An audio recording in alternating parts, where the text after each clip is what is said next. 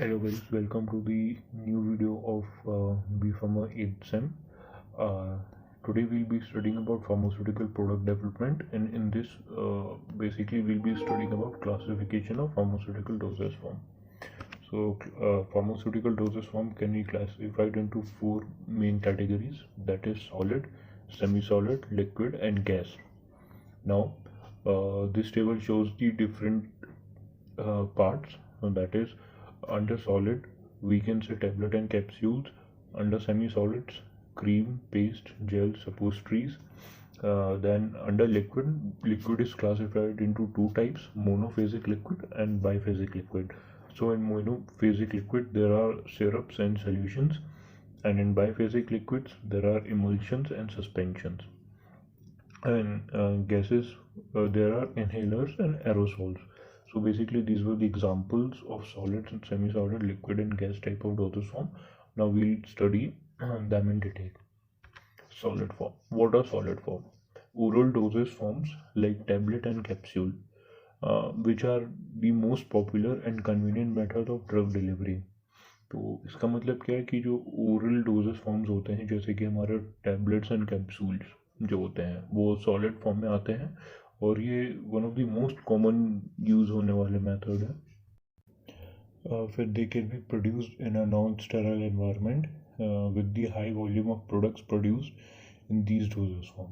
तो इसका मतलब क्या है कि जो हमारे सॉलिड फॉर्म में होते हैं टैबलेट एंड कैप्सूल्स, ये नॉन स्टेराइल एनवायरनमेंट में भी प्रोड्यूस किए जा सकते हैं और बहुत हाई वॉल्यूम में भी प्रोड्यूस किए जा सकते हैं एक बार में, क्योंकि ये बहुत छोटे छोटे रहते हैं और इनके कंटेनर्स काफ़ी बड़े बड़े आते हैं, जिनमें इनका जो रॉ मटेरियल है, जो जो बड़े बड़े फैक्ट्रीज होते हैं, इनमें बड़े बड़े what we can say instruments लगे रहते हैं.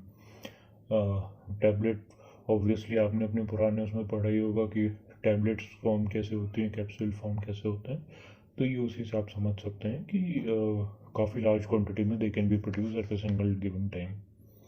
फिर अगला हमारा आता है types of solid dosage form.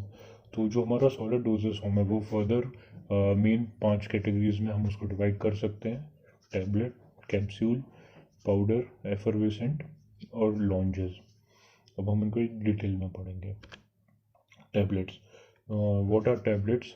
तो टैबलेट्स आई गेस आप लोगों ने अपनी आम जिंदगी में देखी होगी, और शायद कभी ना कभी आपने, आपके फैमिली मेम्बर ने कभी ना कभी कोई टैबलेट खाई होगी.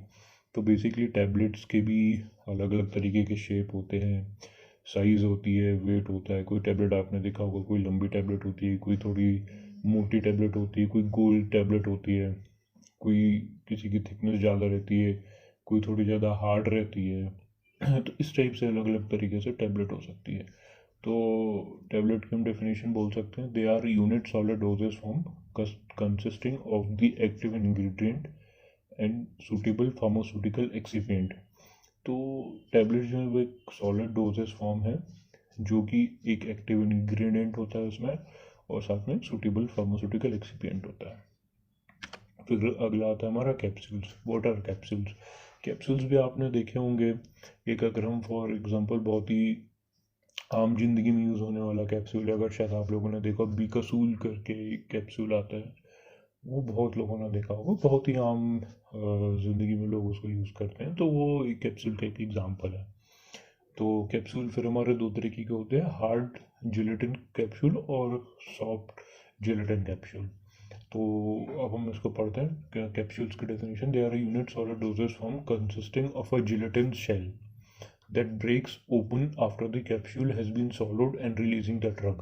तो इसमें होता है क्या है कैप्सूल में, कि जो कैप्सूल का आउटर सेल रहता है, जो जो जिलेटिन का बना रहता है, उसके अंदर ड्रग भरा रहता है पाउडर्ड फॉर्म या ग्रेन्यूल्स में. तो जो कि जब हम कैप्सूल को सॉलो करते हैं, मतलब खाते हैं, तो हमारे पेट में जाने का ब्रेक ओपन हो जाता है और उसमें से फिर जो ड्रग है वो निकल के हमारी बॉडी में वो होता है. तो इसके बेसिकली हमारे दो टाइप्स हैं, एक है हार्ड जिलेटिन कैप्सूल और दूसरा है सॉफ्ट जिलेटिन कैप्सूल. तो पहला हमारा था सॉफ्ट जिलेटिन कैप्सूल. इसके जो शेल है, shell are manufactured in one piece with drug usually in liquid form inside the shell. Example: fat soluble vitamin E, vitamin and vitamin E cell.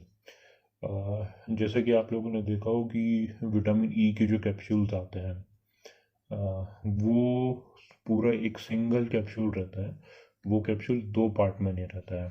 तो उसमें क्या रहता है, इस टाइप के कैप्सूल या जो या क्या कहना चाहिए, जो हमको जब सर्दी वगैरह हो जाता है तो जिस कैप्सूल को हम गर्म पानी में डाल के उसका वेपर्स लेते हैं, तो वो भी आपने देखा होगा कि वो एक सिंगल कैप्सूल आता है, ना कि दो पार्ट का कैप्सूल आता है।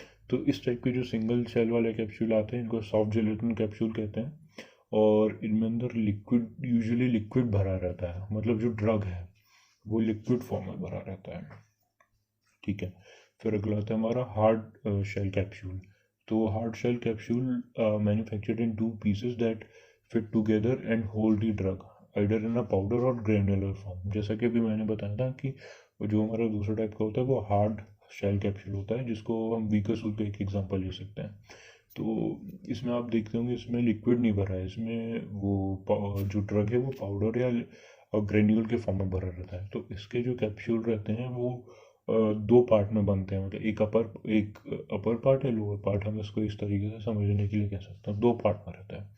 इसमें होता है क्या है कि इसमें अंदर ड्रग भरने के बाद एक कैप्सूल दूसरे कैप्सूल एक पार्ट सॉरी दूसरे पार्ट के अंदर फिट कर देते हैं, फिर एक हार्ड शेल कैप्सूल बन जाता है। इसको आप देखा जाए तो हाथ से भी खोल के इसके अंदर का ड्रग निकाल सकते हो। तो हो सकता है कभी आपको पाउडर्ड फॉर्म में मिले, कभी ग्रेनुलर फॉर्म में मिले। तो अब हमारा नेक्स्ट आता है लॉन्जेस। लॉन्जेस आपने देखे होंगे, ये जो अपनी चॉकलेट्स वगैरह आती हैं, it is a example of lounges but it is not. तो बेसिकली लॉन्जेस की डेफिनेशन हम कह सकते हैं tablets form from hardened base or sugar in water containing drugs and other flavors। इसका मतलब क्या है कि lozenges are also kind of tablet जो एक हार्ड बेस से बनी होती हैं या शुगर बेस से बनी होती हैं, और इनमें वाटर कंटेंट भी होता है, ड्रग कंटेंट भी होता है। और क्योंकि ये बेसिकली जो लॉन्जेस होते हैं वो डायरेक्ट सोलो नहीं किए जाते हैं, ये बेसिकली इसको मुंह में रख के हम वो चूसते हैं, what we can say is. तो इसलिए इनमें फ्लेवर्स वगैरह भी ऐड किए जाते हैं जिससे ये जो माउथ डिजॉल्विंग हो, तो सॉरी मुंह में डिजॉल्व हो तो अच्छा टेस्ट है। फिर they are design to dissolve slowly in the mouth and release the drug topically to the tissue of the mouth and throat. They are not to be swallowed. वही जैसा मैंने अभी बताया था कि ये जो है लॉन्जेस का मेन काम ही यही है कि स्लोली मुंह में डिजॉल्व होना, ना कि इसको डायरेक्टली सोलो करना। डायरेक्टली सोलो भी कर सकते हो बट इस ज़्यादा इफेक्टिव रहता है अगर हम इसको वो करें, मुंह में रख के स्लोली डिजॉल्व करें। और इसका जो रहता है, जो ड्रग रहता है वो धीरे धीरे हमारे सलाइवा में डिजॉल्व होके या माउथ के टिश्यूज़ में डिजॉल्व होके फिर बॉडी में लग जाता है। फिर अगला आता है हमारा powder form of dosage form. तो they are bulk solid dosage form consisting of two और more medicament for internal use. तो पाउडर्ड फॉर्म, पाउडर वगैरह आपने देखे होंगे कि जो पाउडर के डोजेस फॉर्म आते हैं। फिर the size of the powder determines the effective physiological. Now हमारा नेक्स्ट टॉपिक है सेमी सॉलिड डोजेस फॉर्म।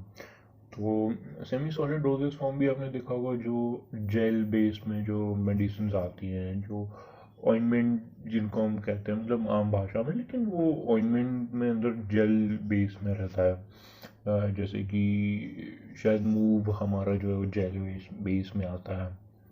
तो उस it is a example of commonly use example of semi solid dosage form.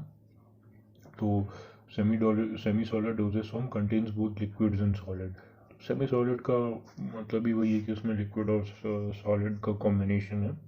फिर dosage form that are too soft to structure, to quality of solid but too thick to be consider as liquid. तो ये वही एक simple सी चीज़ लिखी हुई है कि semi solid form जो रहता है डोजेस फॉर्म वो बहुत ही वो होते हैं, क्या कहते हैं, काफ़ी थिक होते हैं कि उनको हम सिंपल लिक्विड ही कंसिडर कर सकें, और काफ़ी सॉफ्ट भी होते हैं कि उनको हम प्योर सॉलिड्स ही कंसिडर कर सकें, इसलिए हम उनको सेमी सॉलिड्स कहते हैं, ना ही प्योर सॉलिड ना ही प्योर लिक्विड।